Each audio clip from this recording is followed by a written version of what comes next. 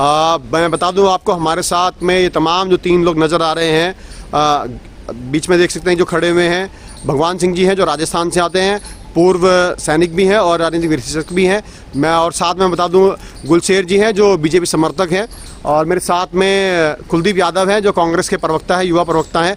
आज इनसे बात करेंगे क्योंकि चुनाव की जो कि तारीख है, 5 चुनाव की राज्यों के चुनाव हैं वो तय हो चुके हैं, और देखना ये होगा कि चर्चा इसी बात पर करेंगे कि 5 राज्यों में जो चुनाव होने हैं किसकी सरकार बनने जा रही है, क्योंकि जिस तरीके राजनीति लगातार बदलती हुई जा रही है, इसको लेकर के हम इनसे चर्चा करेंगे। सबसे पहले मैं भगवान सिंह जी से बात करूंगा क्योंकि राजस्थान से आते हैं और राजस्थान के चुनाव तो बहुत अहम होने वाले हैं। भगवान सिंह जी, ये बताइए, राजस्थान के चुनाव बहुत अहम होने वाले हैं, क्या लग रहा है?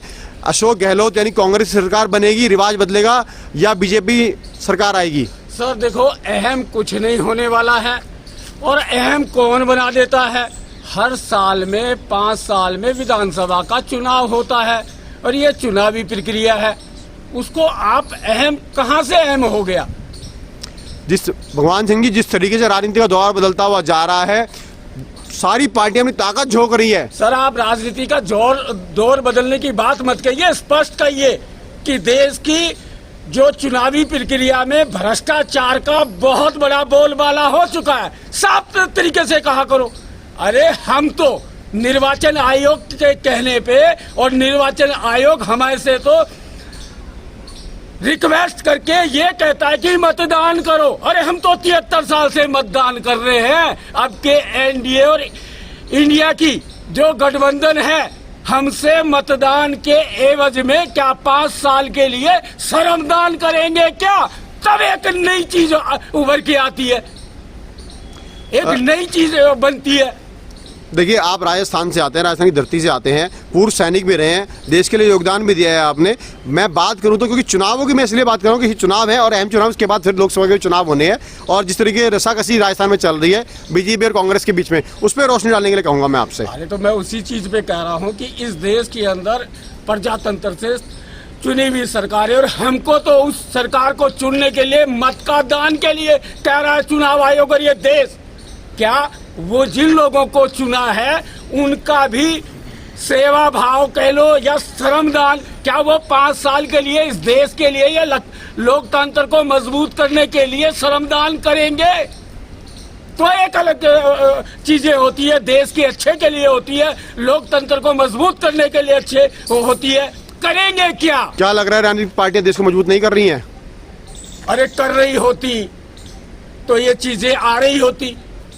आज हिंदू, मुस्लिम, सिख, ईसाई, यादव, पंडित, मार काट, देवरिया, अरे हम तो ये कहते हैं अगर देवरिया में हत्या की है तो इस देश के संविधान ने हत्या की है।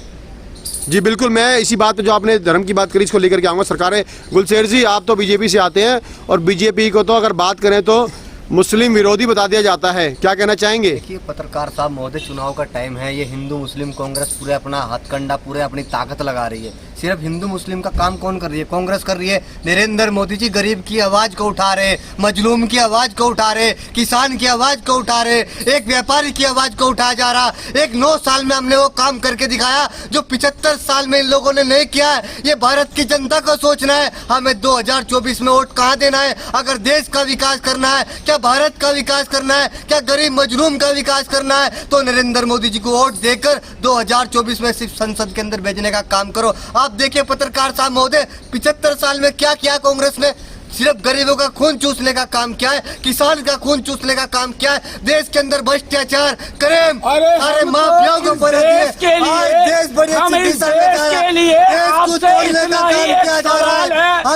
हम जाति धर्म 75 साल नहीं गिनवा रहे, हमको ये देश मतदान के लिए कहता है। क्या मोदी जी 5 साल के लिए श्रमदान भी करेंगे क्या? हम ये सवाल कर रहे हैं, हम जनता सवाल कर रही है। हम 75 साल पे नहीं बात कर रहे, हम कांग्रेस में बात नहीं कर रहे, हम 73 साल से इस देश को मत का दान कर रहे हैं। बिल्कुल बिल्कुल, बताइए जी, बताइए, जवाब दीजिए। बहुत अहम सवाल किया है। वो काम करके दिखाया जो कांग्रेस और विपक्ष के लोग नहीं कर पाए। माफियाओं को मिट्टी में मिलाने का काम किसने किया? वो योगी ने, मोदी जी ने किया है। उसके बाद किसान की, मजलूम की आवाज को उठाने का काम किसने किया है? वो नरेंद्र मोदी जी ने किया है। विकास की बात कौन कर रहा है? नरेंद्र मोदी जी कर रहे। सिर्फ सब भ्रष्टाचार क्राइम करने के लिए विपक्ष के लोग तैयार है और भूख लाए हुए हैं और डिप्रेशन में है। ये जी। भारत की जनता को जी, मैं आऊंगा बिल्कुल। 2024 में फूल का बटन दबाकर और नरेंद्र मोदी जी को जिताकर संसद के अंदर भेजना है। अगर देश के गरीबों का विकास करना है, गरीब मजलूम का विकास करना है, किसान का विकास, व्यापारी का विकास करना है, तो नरेंद्र मोदी को वोट हमें दीजिए। ये मत बताइए एनडीए और इंडिया की चुनरी में कितने दाग हैं। हम उन सब दागों को जानते हैं। हाँ जी कुलदीप जी, बार बार जो गुलशेर जी बीजेपी से आपकी तरफ इशारा कर रहे हैं, कांग्रेस ने क्या करा? कांग्रेस राजनीति कर रही है, मोदी जी ने काम किया है, मोदी जी ने विकास किया है, जनता उनको चुनेगी। देखिए, अभी हमारे राजनीतिक विश्लेषक भगवान सिंह जी ने बहुत अच्छा प्रश्न रखा कि तेज बोलिए। क्या चुनाव के लिए मतदान जो देश की जनता की, क्या श्रम दान करने के लिए आज देश के नेता तैयार है? क्या ये श्रम दान करेंगे? सबसे बड़ा सवाल तो ये है। तो मैं स्पष्ट कर दूं, श्रम दान हमारे महात्मा गांधी जी ने किया था, पंडित जवाहरलाल नेहरू ने किया था, राजीव गांधी जी ने किया था, इंदिरा गांधी जी ने किया था, राष्ट्र को समर्पण हुए।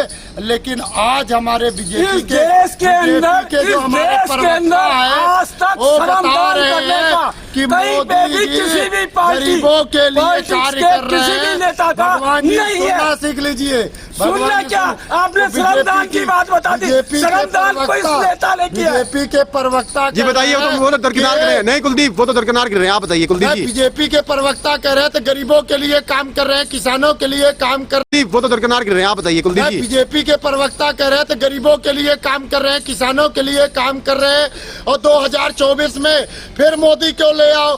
तो मैं बीजेपी के प्रवक्ता से पूछना चाहता हूं, क्या 750 किसानों का निर्मम हत्या जो बीजेपी ने किया वो नहीं दिख रहा है? 6 महीने से मणिपुर जल रहा है, वो नहीं दिख रहा है। पहलवान बेटियों को न्याय देना हुआ, वो इनको नहीं दे रहा है। ये राजस्थान की बात नहीं करेंगे, बंगाल की बात नहीं करेंगे, बिहार की बात नहीं करेंगे, नहीं बात करेंगे। और हिंदू मुस्लिम की बात कर रहे हैं। प्रधानमंत्री संसद के अंदर बोलते हैं कौन इधर बैठेगा, कौन इधर बैठेगा। कुलदीप जी, कुलदीप जी, गुलशेर जी की सुन लीजिए। उनको कटमुल्ला कहा जा रहा है, कुलदीप जी, आतंकवादी कहा जा रहा है। बीजेपी के लोग नहीं बताओगे जनता को, सनातन धर्म के ऊपर बिल्कुल उठा रहा है, विपक्ष के लोग उठा रहे हैं। आज भारत के लोगों को सोच रहा है वोट हमें कहाँ देना है, वोट नरेंद्र मोदी को देना है। ये सोच रहे हैं 2024 में आज सनातन धर्म के ऊपर बिल्कुल उठा रहा है। मैं ज्यादा से लंबा चलूंगा, मैं दो शब्दों में खत्म करूंगा,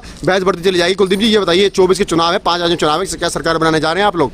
आपको बता दें, सरकार 2 शब्दों में, ज्यादा नहीं। सरकार कांग्रेस और इंडिया अलायंस 5 राज्यों में बनाने जा रही है, क्योंकि ये प्रधानमंत्री की तरह जुमला नहीं, देश के विकास के लिए युवाओं के साथ खड़ी। ठीक है जी, बताइए जी। मैं कहना चाहता हूँ पत्रकार साहब महोदय, जो सनातन धर्म के अंदर पैदा हुए लोग आज वही सनातन धर्म के ऊपर उंगली उठा रहे, राम की किताब पर उंगली उठाई जा रही, तरह तरह की टिप्पणीबाजी की जा रही है। तो ये भारत के हिंदुओं को सोचना है, हमें वोट कांग्रेस को नहीं देना, वोट नरेंद्र मोदी जी को देना है। जो हिंदुओं की बात कर रहे, मुसलमान की बात कर रहे, सब समाज की बात कर रहे। मंदिर में, मस्जिद, गुरुद्वारे में कहा नरेंद्र मोदी जी ने, सारे में जाओ, प्रेम को बढ़ाओ, हिंसा को, नफरत को खत्म करो। कांग्रेस हमारे बीच में, हमारे बोले दिए कुलदीप जी, नहीं बोले दिए आपके बीच में नहीं बोले वो, आपके नहीं, आपके बीच में नहीं बोले वो, आपके बीच में नहीं बोले वो। कुलदीप बोल दिए। मैं भगवान जी पूछूंगा, मैं भगवान जी ये कांग्रेस बीजेपी की बहस चलती रहेगी। आप बताइए अंतिम शब्द, क्या सरकार 5 राज्यों कांग्रेस की बनेगी, एनडीए की बनेगी या इंडिया की बनेगी? क्योंकि इंडिया और एनडीए बट गया है। सर देखिए, इस चीज को मैं कहने वाला कोई नहीं होता हूँ। इस देश के अंदर एक चुनावी प्रक्रिया है, चुनावी प्रक्रिया को हो जाने दीजिए।